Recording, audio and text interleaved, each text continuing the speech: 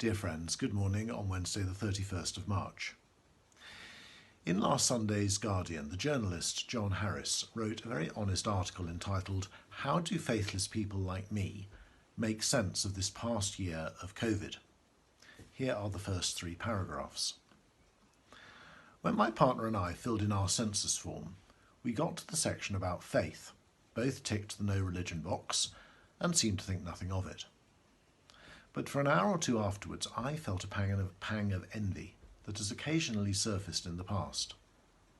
This time to do with the year of lockdown, the sudden fear of serious illness and death, and the sense of it all being wholly random and senseless. Was this, I wondered, how religious believers were feeling? Or were they able to give their recent experiences at least a semblance of coherence and meaning?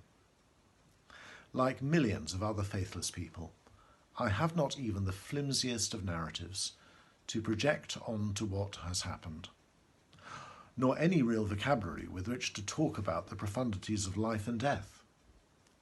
Beyond a handful of close friends and colleagues and my immediate family, there has been no community of like minds with whom I've talked about how I'm feeling or ritualistically marked the passing of all these grinding weeks and months.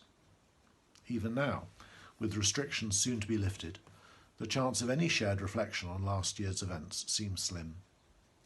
Secularised societies do not really work like that, and Britain is a perfect example, as proved by a prospect that somehow feels both exciting and absurd: a return to shops, pub gardens and, quote, normality, and people being encouraged to make merry as if nothing has happened. Well, John Harris poses a good challenge for us believers. Are we able to give our recent experiences a semblance of coherence and meaning? Well, I'm going to take up his challenge on Easter Sunday at our 2 services at St Matthew's at 10 o'clock and 11:30, as we look at Mark's account of the resurrection. I'm going to try and speak to people like John Harris, who would tick the no religion box, as well as to believers. So do let anybody know who you think might be interested or be asking these sorts of questions.